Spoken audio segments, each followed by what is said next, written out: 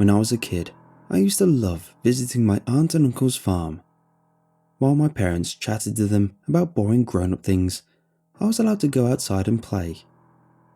At first, I had to stay close so that they could keep an eye on me, but as I got older, they let me go further afield. I was thrilled.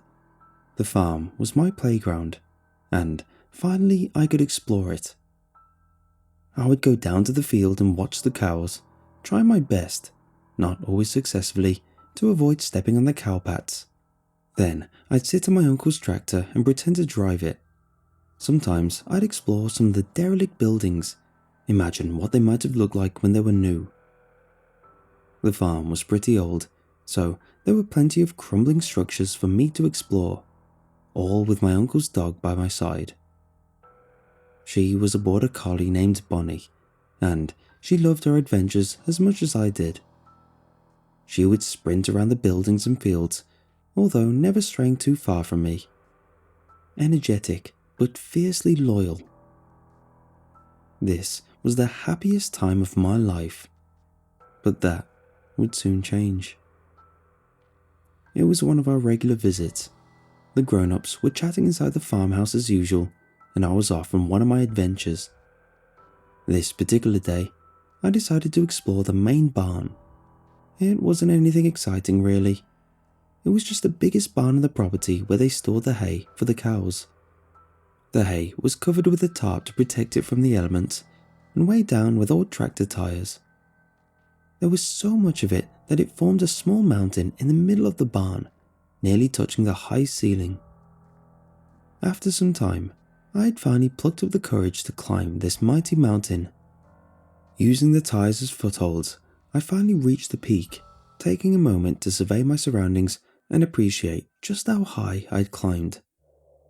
Then I heard something, scratching, coming from behind me, slow but deliberate. I turned towards the back wall of the barn and peered down the other side of the mountain. A figure, painfully thin, crouched in the corner. It had its back to me, and I could see every vertebrae, every rib, in sharp contrast to the pallid skin shrunk tight to the bones beneath it. Long, lank hair dangled from its head, covering the figure's face as it slowly dragged its ragged fingernails up and down the wall. Scritch, scritch, scritch. I stood there for what seemed like an eternity, frozen in terror, just watching this thing clawing slowly at the wall. Scritch, scritch, scritch. Bonnie growled from the entrance to the barn. She had refused to go in with me, and now I knew why. Suddenly, the figure snapped its head around. I could finally see its face, if you could really call it that. It was so emaciated that it was like looking at a living skull, grinning madly. Except, I don't think it was alive.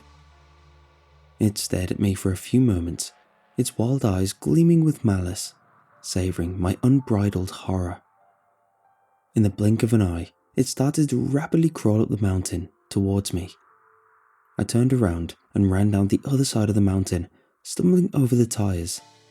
In my panic, I twisted my ankle, but still I kept running. The thing was inhumanly fast.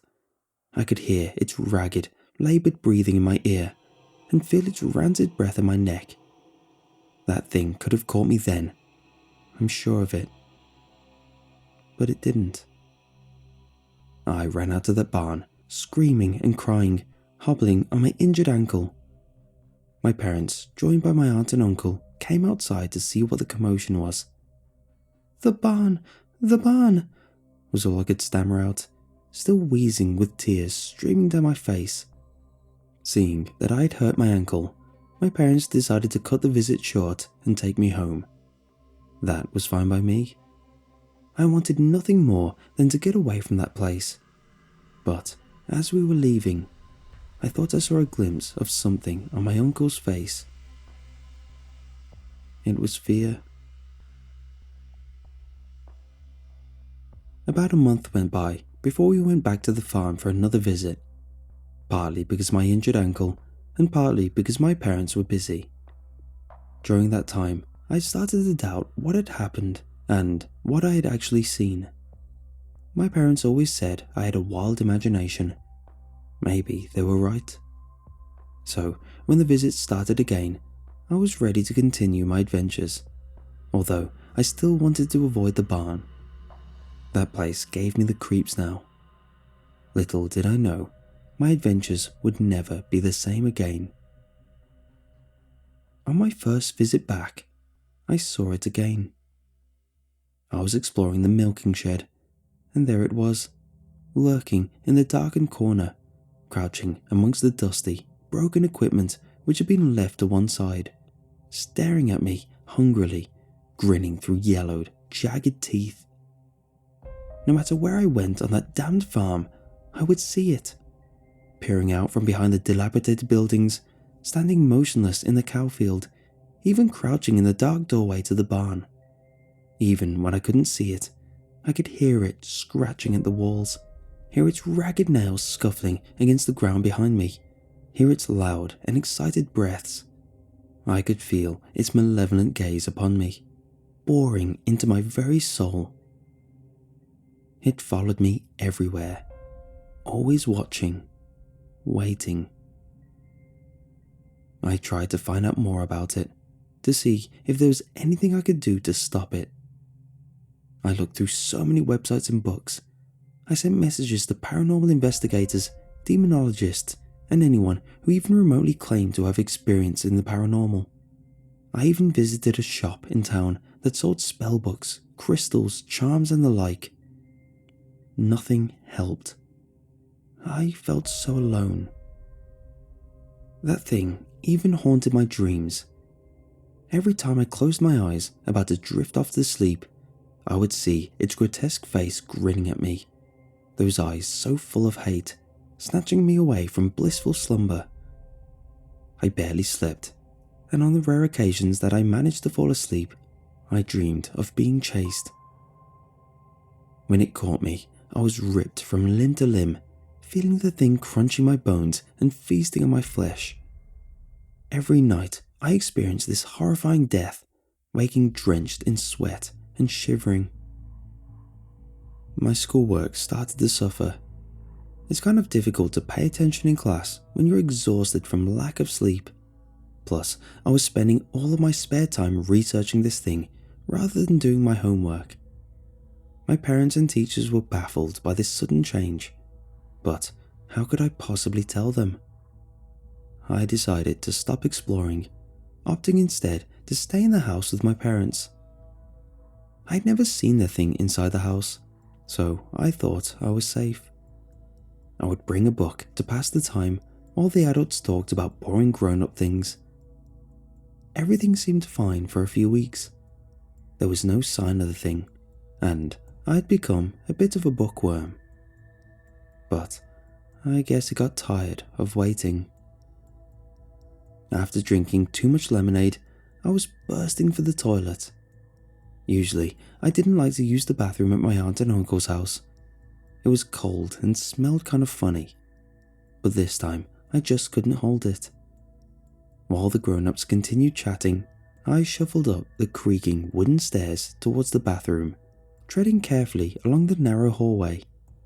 I thought I heard a faint scratching coming from inside the walls. As I passed the open doorway to the spare room, I heard a thud.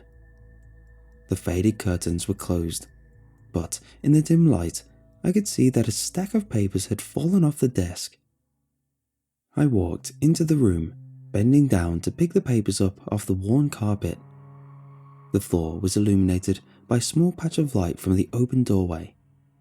The patch of light seemed to shrink with every passing second, the shadows eager to engulf me. As I stood up, I saw the door slowly closing, threatening to trap me within the darkened room. I thought I heard the quick, excited breathing of something unseen. Unnerved, I hurried back into the hallway and darted into the bathroom, slamming the door behind me. Sitting on the cold tiled floor with my back against the door, my heart was hammering against my chest. I sat there until my breathing slowed and became less panicked. A few minutes later, I cautiously emerged, pausing in the doorway to listen for the scratching. Silence. A sudden move out of the corner of my eye drew my attention to the far end of the hallway.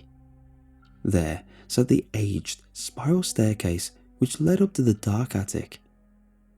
I thought I saw Bonnie's tail disappearing up into the shadows. Strange. She always stayed away from the attic. My uncle said the floorboards up there were rotten, so she wasn't allowed. Neither was I. Slowly, I climbed the stairs, calling Bonnie's name. I needed to get her back before she hurt herself. As I entered the dusty attic, I could barely see a thing. Cautiously, I walked forwards past the boxes full of long-forgotten treasures, cobwebs brushing against my face. In the far corner, I thought I could make out a shape. Something crouching. Bonnie? Come here, girl. It's not safe. Scritch, scritch, scritch. That's not Bonnie. It was then that I noticed claw marks in a thick film of dust on the floorboards, as if someone or something had been dragged. I started to back away when the thing darted forwards, scuttling rapidly towards me. In my haste to get away, I stumbled and fell. It was so close I could see the gleam of its hungry grin in the darkness. This was it. I had no doubt. Suddenly, a clammy hand grabbed my shoulder and dragged me back down the stairs and into the light. It was my uncle, pale and shaking. We need to talk, kiddo.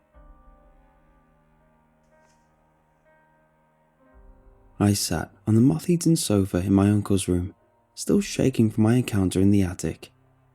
He sat across from me in his worn leather armchair, taking a moment to pour himself a whiskey. There was another farm, you know. His gruff Yorkshire accent suddenly broke the silence. Back in the 30s, my mum and dad bought the place from some bloke. It was a few miles north of here, said they got it for practically nought. Guess he wanted rid of it. Now I know why. He took a sip of his drink, staring thoughtfully out of the window behind me. Growing up there wasn't easy for me and your dad. It was in the middle of nowhere, and miles from the nearest school. In them days, we had to walk to school, through wind, rain and snow. I left school as soon as I could, so I could help out on the farm, but your dad stuck with it. First in the family to finish school. He was clever, no doubt, but I think he wanted to spend as little time as possible on that farm. Didn't mind all that walking if it got him away from there. See, there was something wrong with that place. Our parents dismissed it, but me and your dad could tell something wasn't right. No matter where you went, it felt like something were watching you. We could always hear a faint scratching coming from the walls. Mum said it were just mice. We knew that wasn't true. The noises and feeling of being watched were even worse in the barn. We hated going in there. Always tried to leave as soon as possible. One night, me and your dad stole some beers from the kitchen. After a few, I got the bright idea to find out what was going on in that barn once and for all. Your dad knew it was a bad idea, tried to stop me, but I wouldn't listen. I grabbed a hammer from my dad's toolkit and staggered over towards the wall where the scratching was loudest. Desperate for the noises, the torment to end, I started hitting the wall and prying away the wooden planks. Dust and splinters were flying everywhere. Your dad was begging me to stop, but I was in a frenzy. I didn't stop until my arms started to ache, my hands bloody from the splinters. I'd managed to make a pretty big hole in the wall. Standing among the debris, I started to realize how much trouble I'd been in when my dad saw the mess. Then the dust cleared, and I saw it. A dead body. The police came and asked us questions. We didn't mention the scratching, just said it was stupid drunken antics that led me to smash up that wall. After all, We were bored teenagers, and the police seemed satisfied. They told us that judging from the clothes and jewellery, it were a woman. She must have been there for a long time, because she was just a skeleton by the time we found her. Her fingers were damaged, and there were scratch marks on the wooden planks which had once covered her body. She had been walled up in there, alive. The scratching noises that had plagued us for so long finally made sense. The police never caught her killer. They couldn't track down the previous owners of the farm, and they didn't have much to go on. Besides, they reckoned she'd been killed before the First World War. An old case like that weren't much of a priority for them. They never figured out who she was either. No missing persons report matched. They reckoned she was a runaway who ran into the wrong person. The sight of that poor woman's skull grinning at me from inside that dark, terrible place plagued my nightmares from that night onwards. But I hoped that now she'd been found, the noises would stop. Maybe she just wanted to be found and put to rest. The noises didn't stop. In fact, things got worse. Much worse. The scratching throughout the house and farm buildings got louder and more frenzied. It almost seemed angry. We started finding scratch marks on the doors and under the beds, as if she'd been trying to get at us while we were sleeping. At night, we would hear blood-curdling, enraged screams coming from the barn. Our parents said it were foxes, but I don't think they really believed it. Then we started to see that thing lurking around the farm. First time I saw it, I thought I was done for, but it just followed us around, no matter where we went, taunting us, watching hungrily from the shadows. Each time we saw it, it edged closer and closer. I have no doubt that it was that poor woman we found, starving and looking for revenge, and she was toying with her food. One day, me dad came stumbling out of the cowshed, white as a sheet, eyes wide and darting everywhere. He wouldn't talk about what happened, just told us to stay inside the house before shutting himself in the bedroom with a bottle of whiskey. I never saw or heard those cows again. The next day, we left that damn place for good, staying with our Aunt Vera for a few weeks. Dad only went back once, to burn down that cowshed. We didn't sell the farm, didn't want to burden anyone else with that curse. We just abandoned it, left it to rot. I doubt anyone would have bought it anyway. Rumours had spread around the village like wildfire. Then we found this place, moved in straight away and started fresh. It seemed like we'd escaped that thing. The noises stopped and we never saw it again. But I still felt uneasy. I always felt like something was watching me. After your dad moved out and our parents died, I was glad to have my wife here with me. I don't think I could stand living here alone. Now I know we never escaped it. It followed us here, and it's been waiting all these years. Until now. She's found a new victim to prey on, and she won't stop until she catches her prey. My uncle put his head in his shaking hands. After a few moments, he took a deep breath and raised his head to look at me. "This place ain't safe for you anymore," he sighed. "You can't come back here again, kiddo. She nearly got you today. Next time, she'll be quicker."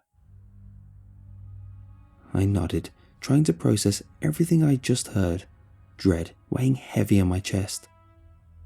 Uncle rose to his feet and started guiding me towards the door and out of his office. "Don't worry, I'll make excuses to your parents so you can't visit again." Just as I was about to leave his office, he stopped me. "Let's keep this between us. I don't think your dad remembers any of this. Either that or he convinced himself it never happened. Bringing this up again would break him." My parents and I left shortly after that, as Uncle said he needed to get back to work. That was the last time I set foot in that place. From then on, we only saw my uncle and aunt when they came to visit us, or when we went to the pub for lunch. Whenever Dad suggested we go and visit the farm, Uncle said he was too busy or not feeling well. Last year, my aunt and uncle sold the farm and moved into a little bungalow. They said they were getting too old to continue running it, and they wanted to spend their retirement in a smaller place that was easier to manage. The company they sold it to bulldozed the farm and built a couple new houses on the land. By then, years had passed since my encounter with the thing at the farm, and it had all seemed like a distant memory. Until now. A few days ago, my uncle passed away. The doctor said it was a heart attack. It was sudden and none of us expected it. My aunt, the one who found him, is distraught. I went to visit her yesterday to check up on her and see if there was anything she needed. After picking up some groceries and making us lunch, she handed me a small envelope. It was addressed to me in my uncle's careful handwriting. My aunt said she had found it that morning in Uncle's office, sitting on his desk. Wanting to read it alone, I left the bungalow and strolled over to the new housing development where the farm used to be. I sat on a bench opposite the neatly kept houses and opened the envelope. It contained a note which simply said, "She's back, and she's hungry." My heart leapt into my throat, terror freezing me in place as memories of that thing came flooding back. I sat there for what seemed like an eternity, my eyes fixed to that little scrap of paper. I slowly raised my eyes to stare in horror at the house before me. In an upstairs window, I saw it. A thin, pale figure grinning down at me, scratching against the glass with ragged fingernails, staring hungrily. So hungry.